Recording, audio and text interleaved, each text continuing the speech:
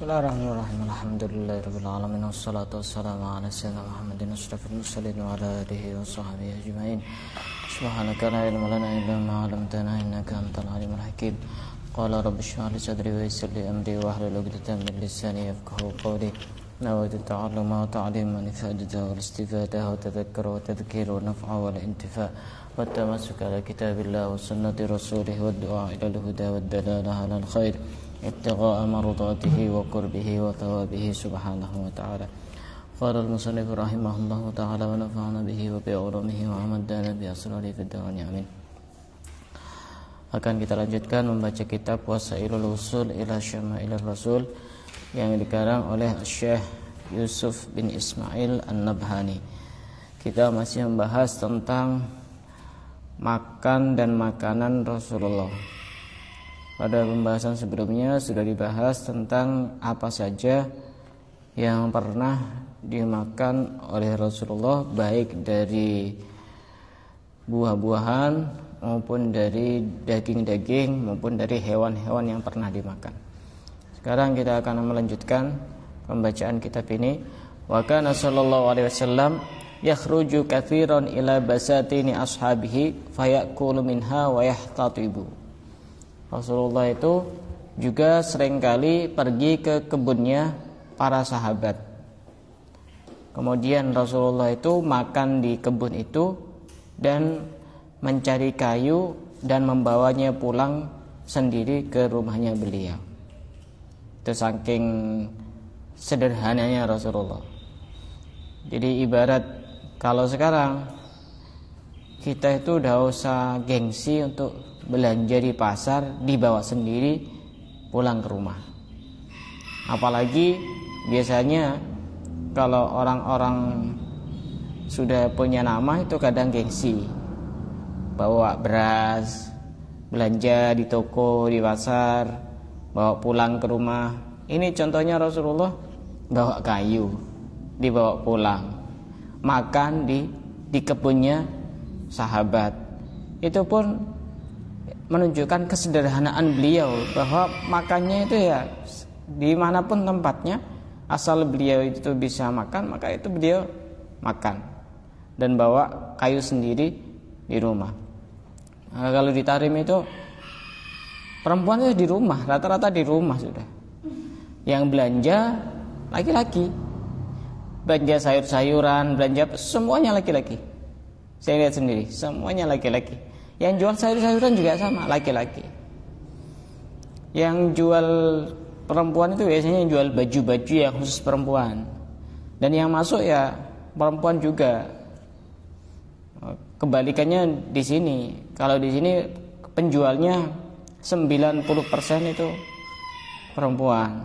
Kalau di sana itu 90% laki-laki dan yang beli juga sama, laki-laki. Perempuan ya tugasnya di rumah. Katanya saya dengar itu yang masak pun juga laki-laki.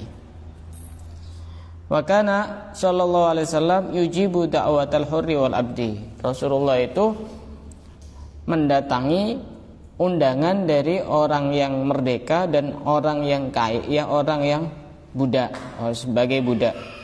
Tidak membeda-bedakan. Diundang orang merdeka, beliau datang. Diundang budak, beliau juga datang. Dan bahkan Rasulullah ini ketika diundang oleh orang miskin lebih cepat datangnya dibanding ketika diundang oleh orang kaya. Idza da'ahul miskinu ajabahu ijabatan muajjalah. Itu saking menghormatinya orang miskin. Enggak sama kita itu. Kalau yang undang kaya, Masya Allah cepat-cepatan, nanti khawatir kehabisan makanan, kehabisan souvenir, kehabisan oleh-oleh. Tapi giliran orang miskin, kita kadang lambat-lambat. Bahkan Rasulullah itu walaupun misalkan diundang oleh orang miskin dan dengan menu makanan yang menurut kita itu sederhana, beliau tetap datang. Coba kalau kita misalkan besok ada undangan acara di rumahnya fulan, kita makan nasi karak bareng. Nasi karak. Bukan nasi rawon, bukan nasi soto, bukan nasi gulai. Mungkin males ya, mau datang itu. Tapi Rasulullah tidak seperti itu. Rasulullah itu orang merdeka, budak pun didatangi ketika ngundang untuk jamuan makanan. Wa yaqbalul hadiyah. Rasulullah itu menerima hadiah, tapi tidak menerima sedekah. Rasulullah itu tidak menerima sedekah.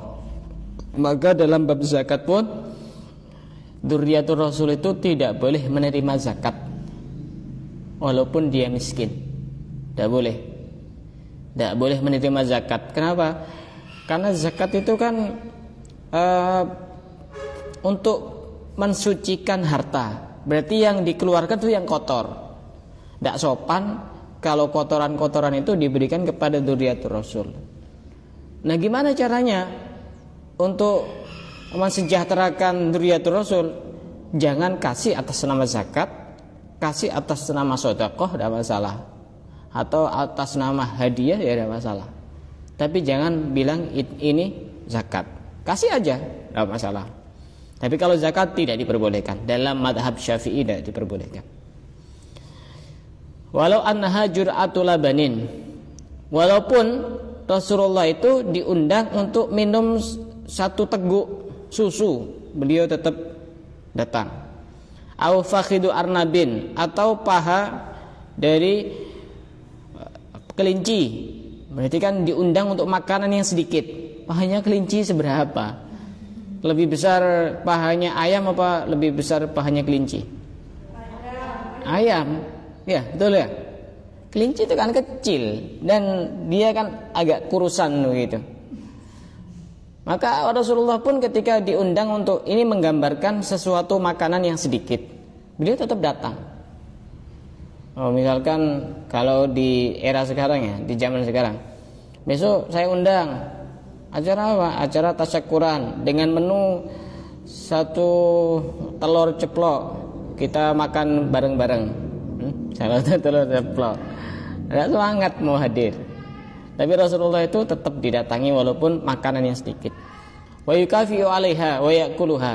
Dan Rasulullah itu dimakan dan bagaimana caranya agar Rasulullah ini membalas kepada orang yang memberi itu. Dan memang sudah semestinya seperti itu. Kalau kita dikasih sama orang itu, maka kita sudah semestinya balas. Dan balas itu jangan pakai rumus matematika. Harus sama.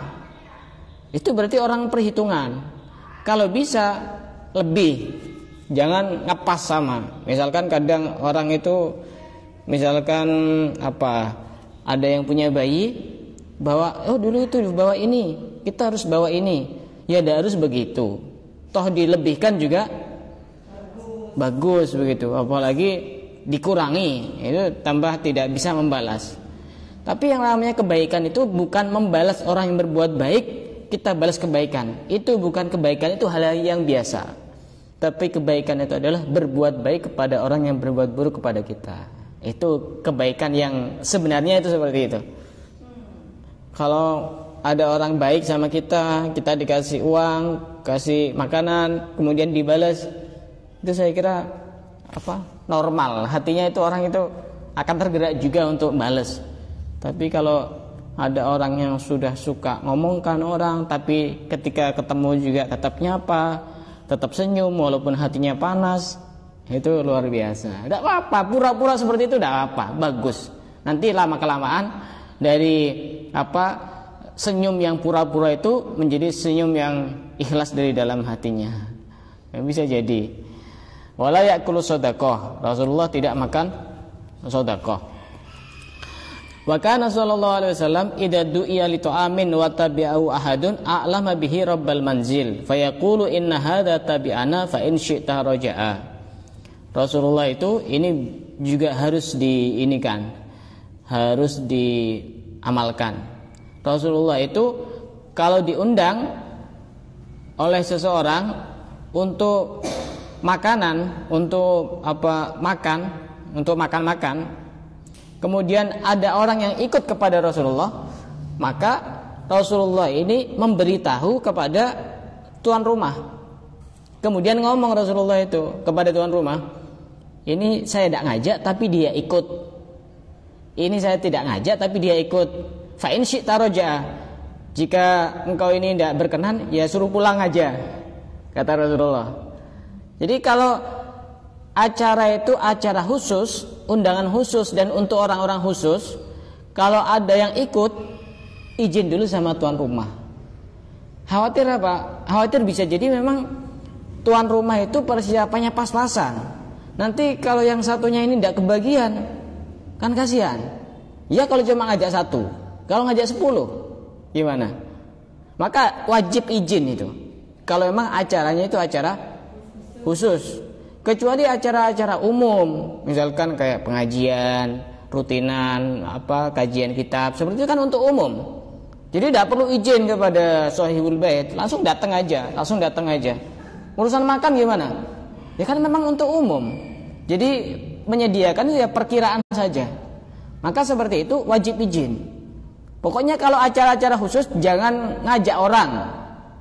Kalau memang acaranya itu acara khusus, misal ya acara pernikahan begitu, yang diundang sudah ada ini. Kemudian pas waktu datang bawa teman, diajak lagi, bukan dia ikut sendiri. Kalau ikut sendiri masih bisa dimaklumi ya karena tidak ada diajak. Kadang-kadang diajak, ayo ikut acara ke rumah teman. Seperti itu harus izin, ngomong aja. Jangan datang waktu makan, ayo ya makan. Tuan rumahnya mesti mikir itu. Ini orang sudah kenyang, bawa teman, nghabiskan makanan. Adabnya bukan seperti itu. Ngomong sama tuan rumah. Kalau perlu, sebelumnya ngomong. Kalau perlu. Jika memang dia itu ikut sendiri, dan kita memang tidak boleh untuk ngajak orang. Jika memang acaranya khusus. Kecuali undangannya itu undangan umum. Misalkan undangan pernikahan untuk semua anggota kajian Azhara. Berarti itu ya siapa saja. Pokoknya yang ada di situ. Atau undangan untuk yang ada di grup ini, berarti semua yang ada di grup itu, terserah siapapun yang ikut. Berarti pemahamannya selain yang di grup itu dia tidak diundang, maka wajib izin. Rasulullah saja itu izin.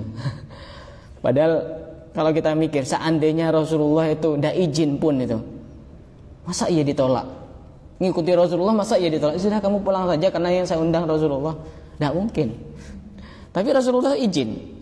Maka seperti itu tidak diperbolehkan kita gabung-gabung di undangan khusus tanpa izin dari tuan rumah, kecuali memang mendapatkan undangan. Itu namanya tataful, itu hukumnya haram.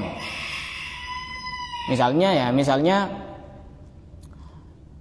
di satu acara kemudian ada makanan itu yang makanan piringan, ada yang prasmanan. Tapi prasmanan ini biasanya untuk tamu-tamu VIP. Maka jangan makan di situ.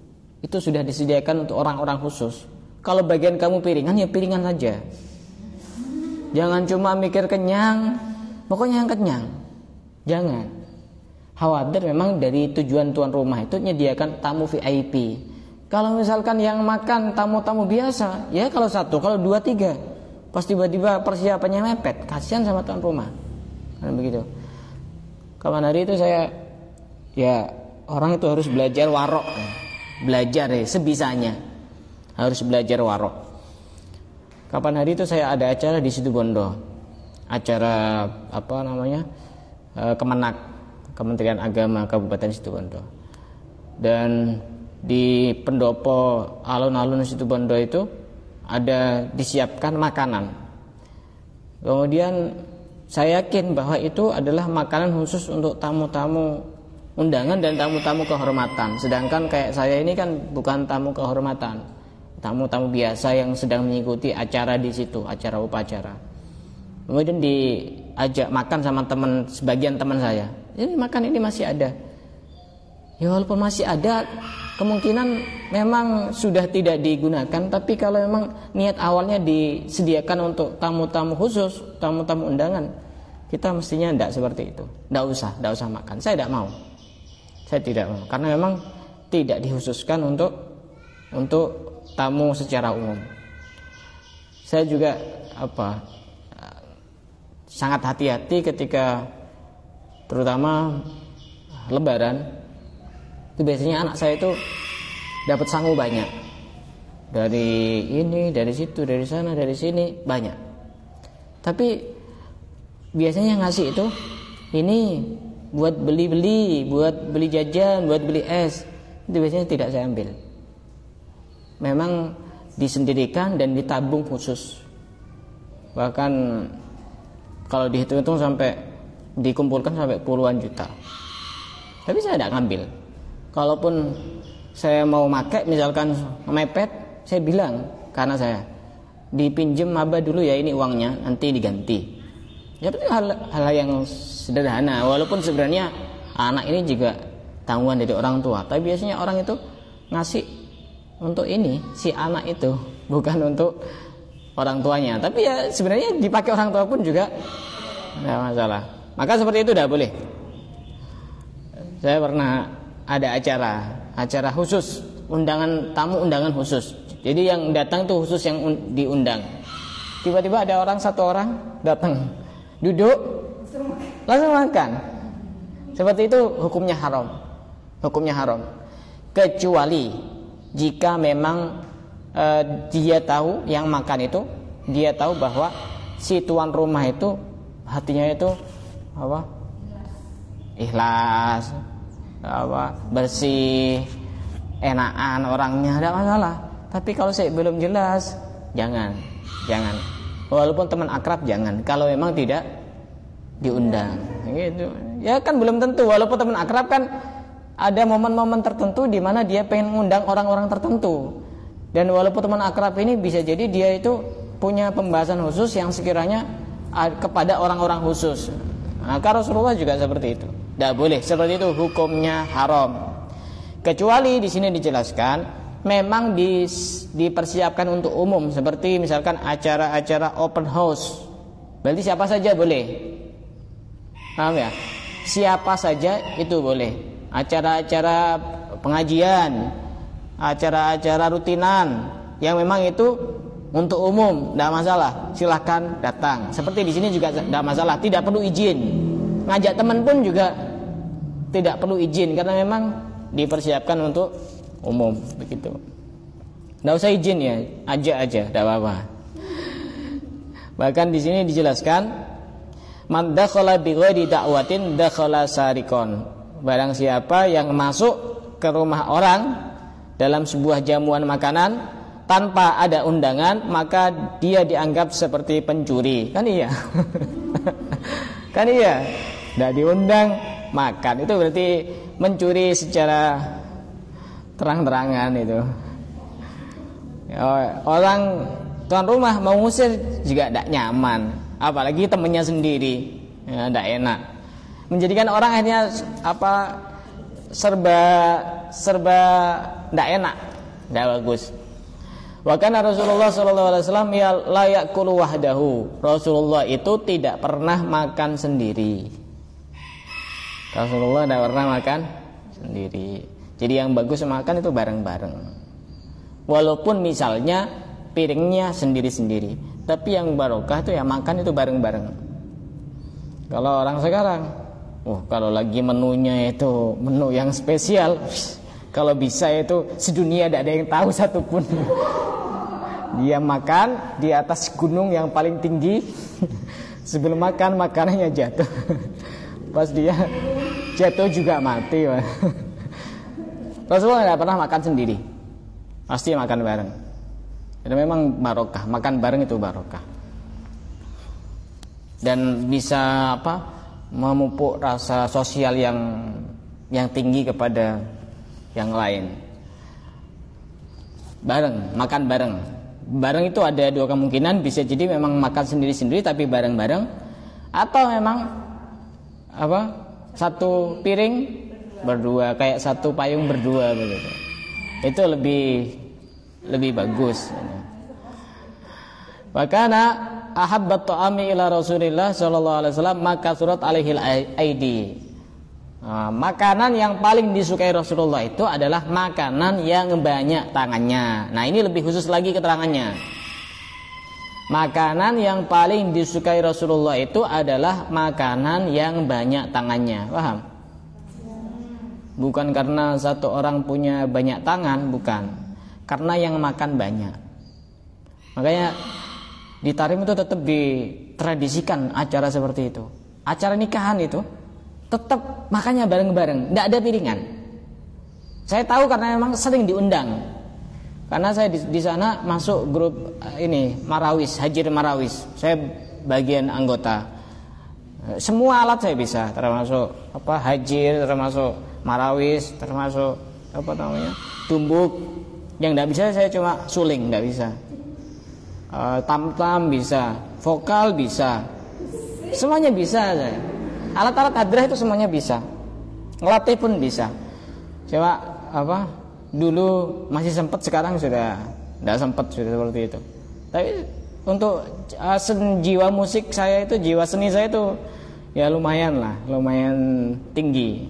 Baik seni musik maupun seni tulis, saya suka nulis sebenarnya. Saya sempat dulu waktu di Ahqaf itu ada lomba buat cerpen berbahasa Arab. Saya diutus mewakili Jawa Timur karena waktu itu lomba yang khusus Indonesia. Jadi perwakilan Jawa Timur, Jawa Barat, Jawa Tengah, ada Madura, ada Kalimantan, ada Sumatera, ada mana lagi, pokoknya banyak. Banjar. Saya waktu itu juara 2 buat cerpen berbahasa Arab. Dan itu langsung mikir di tempat itu. Sebelumnya enggak mikir. Dikasih waktu kalau tidak salah 1 jam begitu, kasih kertas folio 4 halaman, berarti 2 lembar, langsung suruh ngarang sendiri. Pakai bahasa Arab tapi bukan pakai bahasa Indonesia. Sayangnya itu hilang sudah itunya kertasnya itu, dan sudah agak lupa. Coba kalau masih ada saya terjemahkan, saya buat cerpen itu. Nah, jadi di Tarim pun itu makan tuh masih talaman. Jadi kalau ada acara pernikahan, datang 5 orang langsung dikasih 1 talam, makan bareng pakai tangan. Karena itu memang yang barokah seperti itu. Keberkahan makanan itu yang banyak tangannya, dan itu makanan yang paling disukai Rasulullah. Di sini dijelaskan kenapa kok makanan yang paling disukai Rasulullah. Pertama, ada sakhok di situ. Kan tidak mungkin kalau pas makan bareng habiskan semuanya. Kan kita itu ada semacam sedekah sedikit-sedikit, tidak kerasa gitu. Ini mestinya bagian saya, tapi kok sudah bolong di sini. Kan biasanya seperti itu. Jadi kan sodakohnya itu tidak kelihatan gitu. Ya sudah agak diginikan. Kok tiba-tiba tinggal sedikit. Dimakan sama yang di depannya itu. Itu pertama. Ada sakhok, ada sifat sakhok yang ada di situ. Kedua, qillatul akli. Makan otomatis makannya tidak banyak-banyak. Kalau makan bareng itu gimana? Makan banyak kan todus. Hanya makannya kan sedikit biasanya. Dan ini yang dianjurkan Rasulullah, tidak terlalu kenyang. Bukan tidak boleh kenyang, Rasulullah pernah kenyang. Tapi kenyangnya itu kenyang yang standar, yang sekiranya tidak sampai membuat orang itu malas, tidak sampai membuat orang itu tambah suka rebahan, tiduran, dan sampai memberatkan kepada perut. Enggak, Rasulullah pernah kenyang. Tapi kenyangnya kenyang standar. Sekiranya beliau itu kuat untuk beraktivitas sehari-hari dan kuat untuk melakukan ibadah. Itu alasan kedua. Alasan ketiga, kasrotil barokah, banyak keberkahan. Banyak keberkahan. Makanya coba lihat acara haul di Indonesia, ulama-ulama besar, coba mana ada yang piringan? Talaman ya. Misalkan haul Solo, terus di mana itu Banjarmasin, Gurus Kumpul, mana lagi? Haul Habib Abu Bakar Gresik, haul mana lagi? Habib Ja'far bin Syekhon, semuanya seperti itu. Habib Soleh, Tanggul, Jember, itu. Karena memang termasuk karena duriah Rasul juga mencontoh kepada datuk-datuknya. 3 alasan kenapa Rasulullah itu lebih suka makanan yang banyak tangannya, karena ada sakhok. Kalau udah begitu, kita ini susah untuk sedekah sama orang, suka berbagi sama orang. Coba ya kalau piringan, kan tidak nyaman. Ini barokahnya saya. Sebelum dimakan kasih ke orang. Kamu tuh siapa? Tapi kalau seperti itu kan biasa seperti itu. Dan di dalam Islam tidak perlu ada jijik seperti itu. Itu yang barokah. Pokok niat niru Rasulullah itu ada keberkahan di situ. Waqalat Aisyah radhiyallahu taala anha an walidayha lam yamtali jaufun Nabi sallallahu alaihi wasallam shiba'an qattu. Kata Sayyidah Aisyah, Rasulullah itu tidak pernah memenuhi perutnya sampai beliau kenyang. Nah, yang dimaksud kenyang di sini adalah kenyang yang berlebihan. Karena buktinya Rasulullah pernah diundang makan juga bersama Sayyidina Abu Bakar dan Sayyidina Umar karena beliau kelaparan ke rumah salah satu sahabat Ansor dan disembelihkan kambing sampai mereka semuanya itu kenyang, sehingga Imam Nawawi pengarang Arba'in Nawawi, beliau ngambil kesimpulan fihi jawazus syab'i. Di sini diperbolehkan orang itu untuk kenyang. Tapi perlu digarisbawahi bahwa kenyang di sini adalah kenyang yang standar. Karena ada orang yang kenyang itu berlebihan sampai ngos-ngosan, sampai susah untuk nafas, pengen tidur. Itu kenyang yang membawa banyak bahaya dan bisa menyebabkan berbagai macam penyakit. Wa innahu kana fi alihi la yas'alahum ta'aman wa la yatashahahu in atamuhu akala wa ma atamuhu qabilahu wa ma saqauhu syariba. Rasulullah itu tidak pernah bertanya urusan makanan kepada keluarganya, kepada istri-istrinya. Terutama ketika misalkan tidak ada apa-apa. Maka di sini pun kita juga bisa niru, walaupun yang belum punya suami, kalau misalkan di rumahnya sendiri kepada orang tua, kalau dilihat di dapur misalkan adanya cuma lodeh, jangan tanya, ndak masak soto, jangan, karena memang adanya cuma itu, ndak boleh. Rasulullah itu tidak pernah tanya makanan, maksudnya yang sekiranya membebani kepada istri-istrinya. Ya, dia pernah tanya makan ketika waktu itu goda, tapi kata Sayyidah Aisyah tidak ada. Ya kalau begitu puasa, itu juga tidak membebani. Rasulullah tidak pernah tanya. Kalau disuguhkan dimakan, kalau tidak disuguhkan ya beliau diam saja, tidak protes dan lain sebagainya.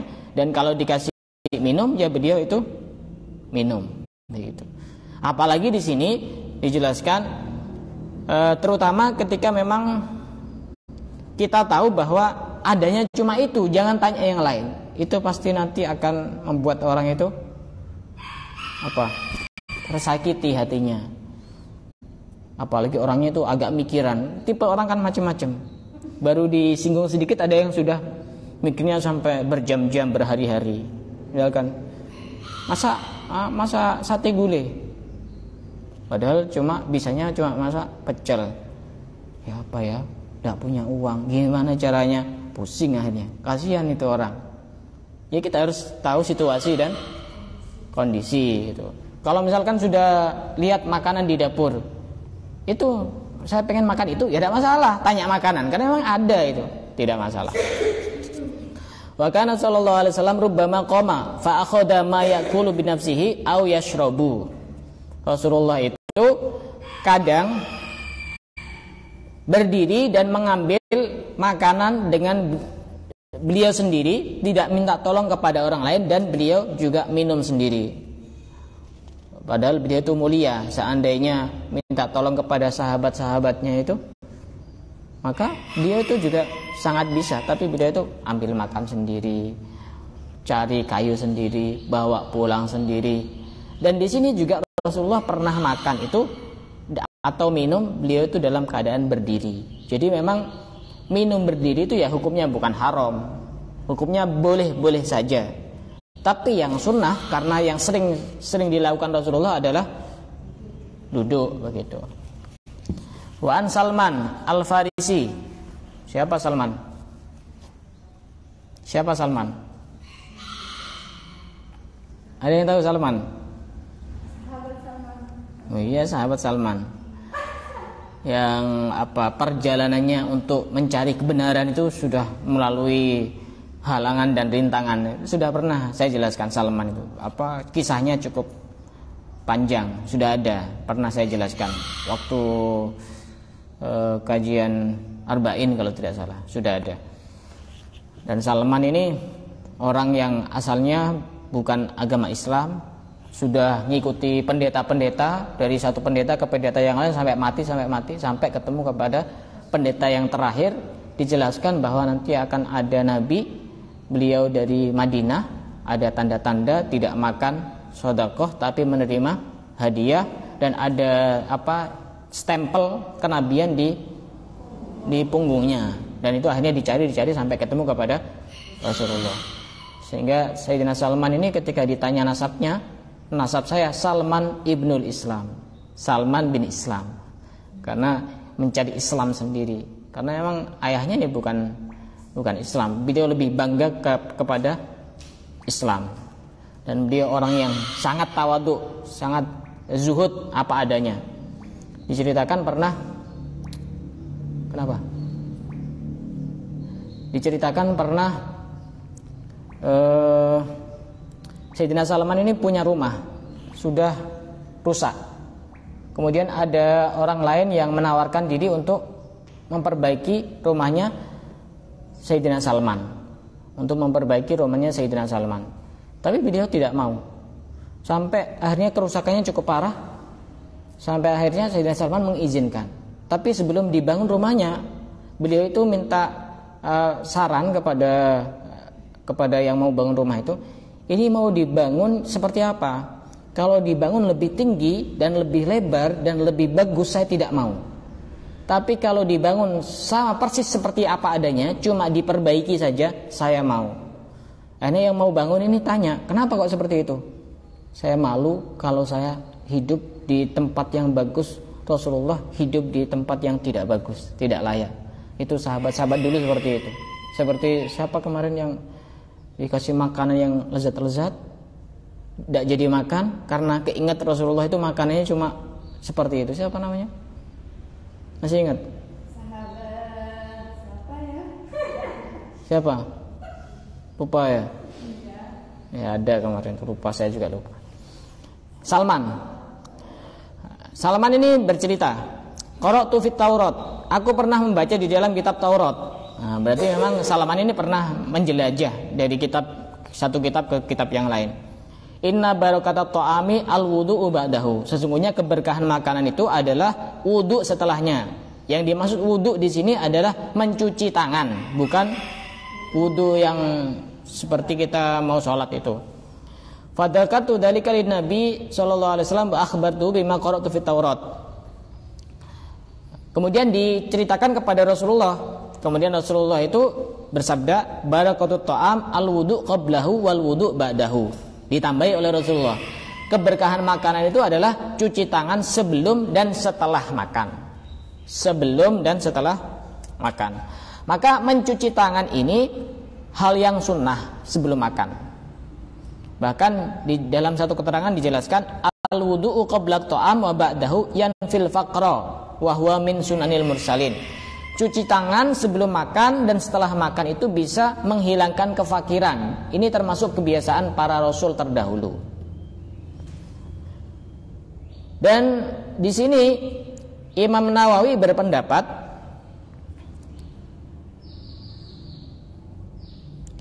kalau ada orang yakin bahwa tangannya bersih dan dia makannya sendiri, maka tidak cuci tangan tidak masalah kalau lagi makan sendiri. Tapi kalau makan sama orang lain, walaupun dia yakin tangannya bersih, itu tetap disunnahkan untuk cuci tangan. Alasannya apa? Biar yang di sebelahnya itu dia lebih tenang hatinya, itu loh. Kalau misalkan kita makan bareng satu talam, tidak cuci tangan, orang kan ada yang mikir, jangan-jangan tangannya kotor. Padahal menurut kita itu sudah bersih, tetap sunnah untuk cuci tangan kalau makannya bareng. Tapi kalau makannya sendiri, kalau kita yakin tangannya sudah bersih, tidak perlu cuci tangan pun tidak masalah. Tidak masalah. Tapi tetap nanti ketika selesai tetap sunnah untuk cuci tangan. Berarti di sini juga bisa diambil kesimpulan makan yang lebih afdal itu makan yang pakai tangan. Karena kalau pakai sendok gimana? Cuci tangannya. Masa cuci tangan? Akhirnya pakai sendok. Kan tidak nyambung begitu. Kemudian ternyata di sini dijelaskan juga aturan cuci tangan itu ada. Kalau lagi makan bareng, itu kalau ada anak kecil, itu lebih didahulukan anak kecil yang cuci tangan sebelum makan dibanding orang yang dewasa.